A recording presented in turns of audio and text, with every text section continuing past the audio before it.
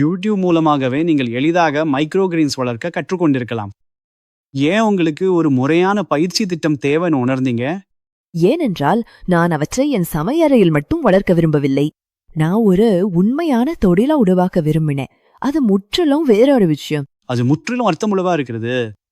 பயிற்சியை தொடங்குவதற்கு முன்பு உங்கள் மிகப்பெரிய சவால் எது என்று சொல்வீர்கள்? ஆன்லைன்ல நிறைய தகவல்கள் இருந்தன, ஆனால் என்னிடம் ஒரு தெளிவான வழிமுறை இல்ல. எதை வளர்ப்பது, எவ்வளவு வளர்ப்பது, அல்லது யார் அதை வாங்குவார்கள் என்பது கூட எனக்கு தெரியவில்லை. ஒரு பொழுதுபோக்க லாபகரமானதாக மாற்றுவதற்கு தேவையான கட்டமைப்பு உங்களிடம் இல்லை என்று தெரிகிறது.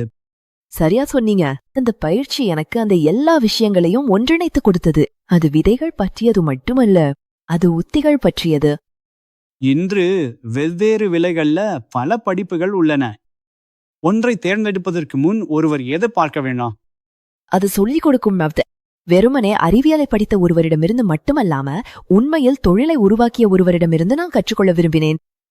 நீங்க முறையா நிஜ உலக பிரச்சனைகளை எதிர்கொள்ளும் போது அந்த அனுபவம் மிகவும் முக்கியமானது. நிச்சயமாக அது முக்கியம்தான்.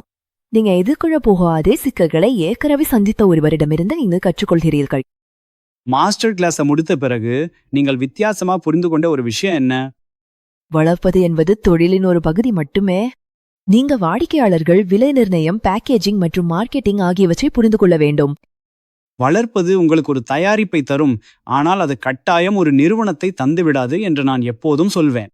சரியாக சொன்னீர்கள். வாடிக்கையாளர்கள்லாம் உங்களுக்கு ஒரு தொழிலை தருகிறார்கள். எதையாவது பயிரிடுவதற்கு முன்பே உங்களால் உண்மையில் எதை வைக்க முடியும் என்பதை நீங்கள் தெரிந்து வைத்திருக்க வேண்டும்.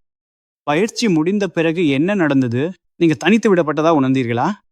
அப்போதுதான் வழிகாட்டுதல் இன்னும் முக்கியமானது. நான் செயல்படுத்த தொடங்கிய போது எனக்கு உண்மையான கேள்விகள் இருந்தன. தவறுகளை தவிர்க்க எனக்கு வழிகாட்டுதல் தேவைப்பட்டது. எனவே யாராவது இப்போ திட்டங்களை ஒப்பிட்டு பார்க்கறாங்கன்னா அவர்களுக்கு நீங்கள் சொல்லும் இறுதி அறிவுரை என்ன? கட்டணங்களை மட்டும் ஒப்பிடாதீர்கள். யார் கத்துக் கொடுக்கறாங்க, வணிக முறை என்ன, மற்றும் அதன் பிறகு உங்களுக்கு ஆதரவு கிடைக்குமா என்று கேளுங்கள். அதுதான் எங்கள் தத்துவம். மைக்ரோ கிரீன்ஸை வளர்க்க மட்டும் கற்றுக்கொள்ளாதீர்கள். விதையிலிருந்து விற்பனை வரை ஒரு நிலையான வணிகத்தை உருவாக்க கற்றுக்கொள்ளுங்க.